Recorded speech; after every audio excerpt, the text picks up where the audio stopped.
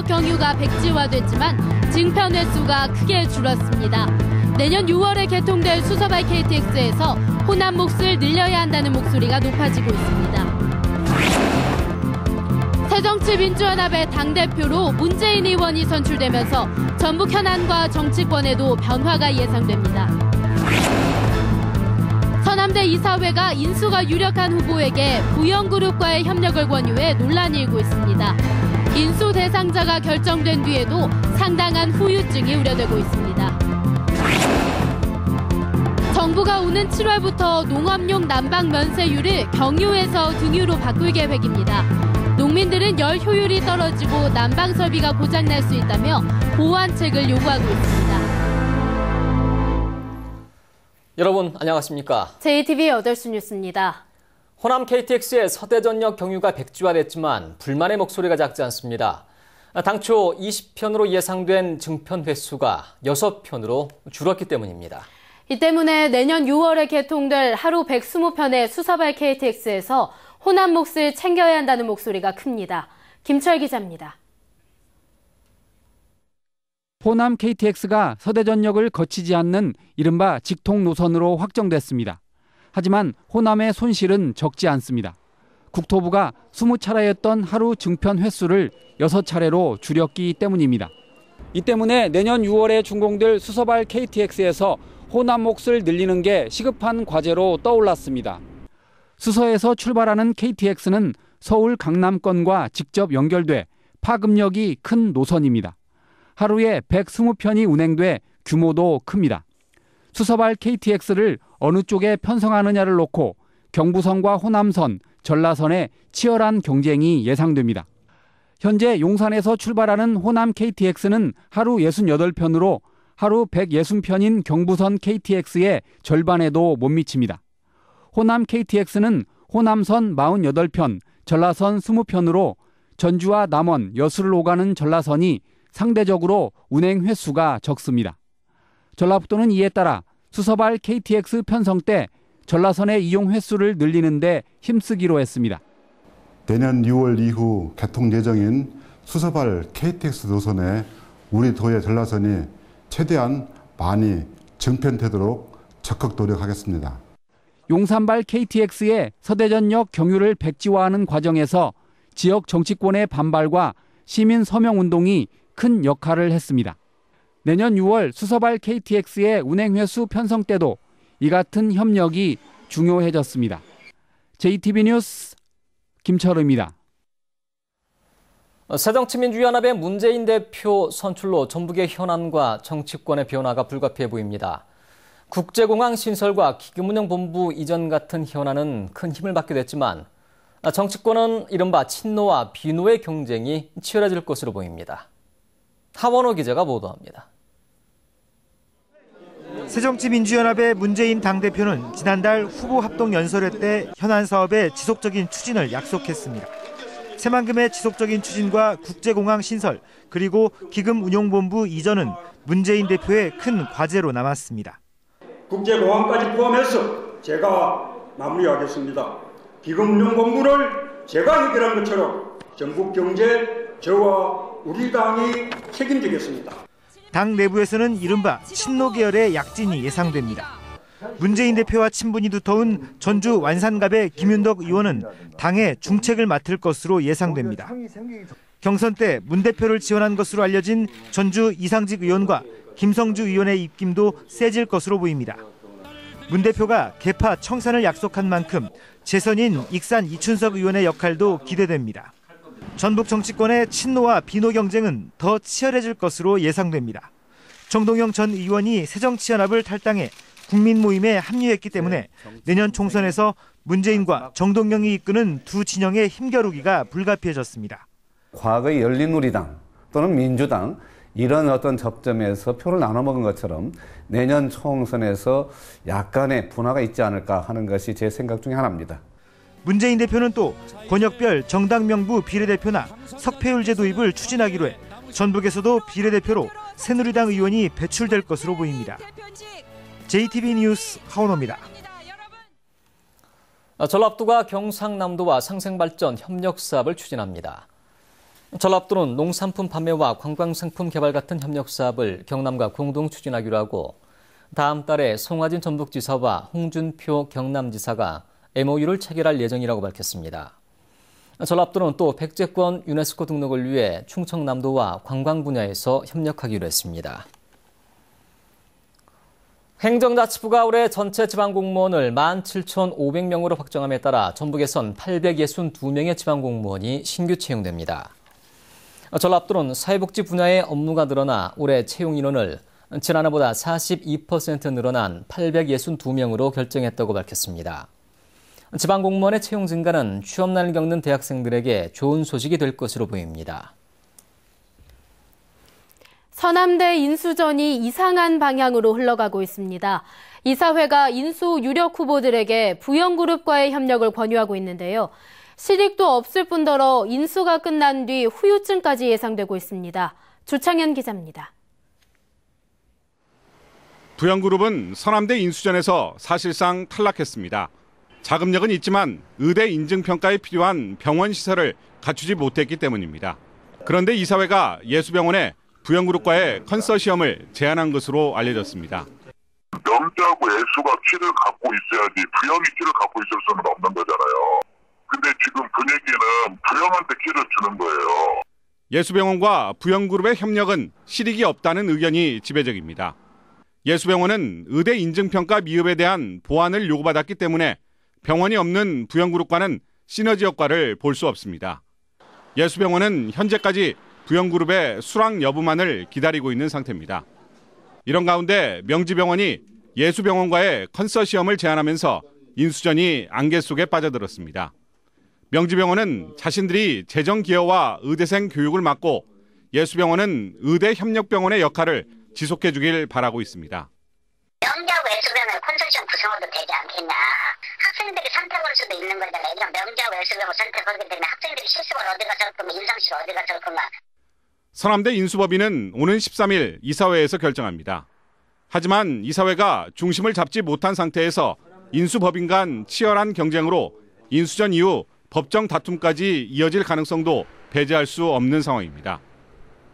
JTB 뉴스 조창현입니다. 전북학생인권센터는 지시봉으로 학생들의 머리를 치거나 교무실 앞에 서 있도록 하는 것은 인권 침해에 해당한다고 결정했습니다. 인권센터는 교사가 학생을 툭툭 치거나 학급실장을 교사가 임명하는 행위, 훈계를 목적으로 교무실 앞에 세워놓는 행위 등은 인권 침해에 해당한다고 판단했으며 이 같은 일이 일어난 학교에 대해 적절한 조치를 할 것을 교육감에게 권고했습니다. 정부가 오는 7월부터 농업용 난방 면세율을 경유에서 등유로 바꿀 계획입니다. 농민들은 열 효율이 떨어지고 난방 설비가 고장날 수 있다며 보완책을 요구하고 있습니다. 권대성 기자가 보도합니다. 27년째 딸기를 재배하는 장광식 씨는 6년 전부터 난방 연료로 면세 경유를 사용하고 있습니다. 비닐하우스는 11월부터 3월까지 난방을 해야 되고 하루에 300에서 400리터의 경유가 필요합니다. 7월부터 면세유가 경유에서 등유로 전환되면 부담이 더 늘어나게 됩니다. 면세 가격을 기준으로 등유가 경유보다 10원에서 20원 정도 비쌉니다. 또 등유의 열 효율이 떨어져 난방비가 더 들어가게 됩니다. 시설하우스 농가들은 등유의 열 효율이 경유보다 20%가량 떨어진다고 주장하고 있습니다. 경유가 열을 사용하면 등유는 8일 정도밖에 사용을 못한다고 돼 있어요. 실험상. 돈도 더 비싸고 또 그 사용 날짜도 굉장히 줄어들고 굉장히 많은 피해를 본다고 생각합니다. 경유를 사용해온 난방 설비는 등유를 넣게 되면 고장날 수 있습니다. 등유용 난방 설비로 교체하는 것도 적지 않은 경제 부담 때문에 쉽지 않습니다. 경유를 썼던 것들은 그렇고 지금 새로 되는 것들은 또 석유로 나오잖아요. 그래서 좀 문제가 되기는 해요. 기존에 있던 사람들이. 정부가 면세율을 경유에서 등유로 전환하기에 앞서 농가 부담을 최소화할 수 있는 보완책을 먼저 마련해야 할 것으로 보입니다. JTB 뉴스 권대성입니다. 전북농협이 올해 농축산물 판매를 늘리기 위해 농산물 출하 조직과 마케팅 연합 사업을 강화하기로 했습니다. 전북농협은 농산물 공동 출하 조직을 지난해보다 30곳 늘려 모두 140곳을 집중 육성하고 조합 공동법인의 농산물 판매 목표도 지난해보다 400억 원 늘리기로 했다고 밝혔습니다. 전북농협은 수도권 유통 매장의 입점과 축산물 판매장을 늘리고 로컬푸드 직매장도 15곳으로 확대하기로 했습니다. 농촌의 교통 약자를 위해 소형 버스와 택시 등을 대중교통과 연계하는 농촌형 교통 모델 사업이 확대됩니다. 농림부는 올해 농촌의 대중교통 환승 거점 지역에 소형 버스와 택시를 운행할 수 있도록 6곳에 차량 구입비, 운영비 등을 지원하기로 하고 오는 27일까지 신청을 받는다고 밝혔습니다. 지난해부터 전북에선 완주군이 19개 마을에서 로컬푸드 직매장까지 순환버스를 운영하고 부안군은 버스가 다니지 않은 3개 마을에 마실 택시를 운영하고 있습니다.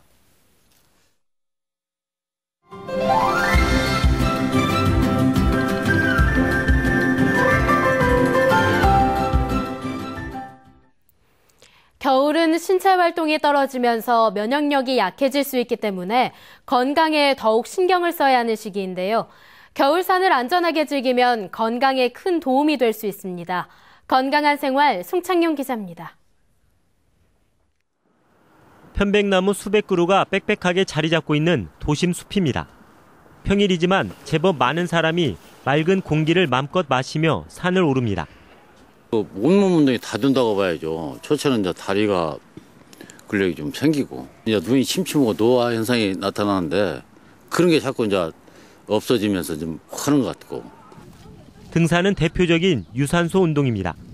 산행을 할 때 75%가량의 힘으로 근육을 장기간 사용하기 때문에 근력과 함께 지구력을 늘려주는 효과가 큽니다.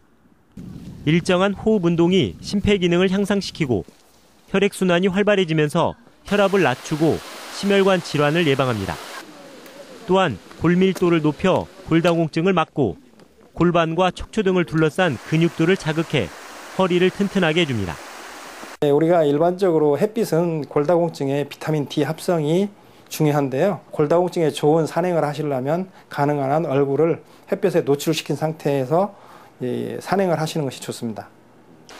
등산은 무리하면 오히려 몸에 해가 될 수 있기 때문에 체력에 맞는 등산로를 선택하는 것은 기본입니다. 겨울에는 등산화와 아이젠, 스틱 등 안전장비를 제대로 갖춰야 하고 체온이 떨어지지 않도록 보온성 있는 옷과 먹을거리를 준비해야 합니다. 특히 낙엽 및 얼음과 눈 비탈길 등 녹지 않은 눈 때문에 사고가 날 수 있어서 더욱 주의가 필요합니다. JTBC 뉴스 송창용입니다. 전주시와 장수군에 모두 3곳의 소방서가 신축됩니다. 전라북도는 전주 서부신시가지와 장수군 번안면 소방서 신설에 모두 30억 원의 예산을 확보해 오는 10월쯤 준공 예정이라고 밝혔습니다. 전북혁신도시 소방센터는 아직 전체 예산을 확보하지 못해 올 가을 추경 예산에 편성되면 내년 초쯤 새 건물이 준공됩니다. 전주시가 혁신도시의 쓰레기 수거 횟수를 늘립니다. 전주시는 혁신도시 내 만성동과 장동의 단독주택에서 쓰레기 수거 횟수를 생활 쓰레기는 주 1회에서 주 3회, 음식물 쓰레기는 주 3회에서 주 5회로 늘리기로 했습니다. 혁신도시에서 나오는 생활 쓰레기 양은 혁신도시 조성 이전보다 2배가량 늘었습니다. 신용보증기금이 올 상반기에 연간 보증 공급액의 60% 이상을 지원하기로 했습니다. 신용보증기금 호남영업본부는 경기 회복 둔화로 어려움을 겪는 중소기업을 돕기 위해 올 상반기에 보증 공급액의 60% 이상을 지원하고 창조형 기업과 지식기반 창업기업 등을 집중 육성하겠다고 밝혔습니다.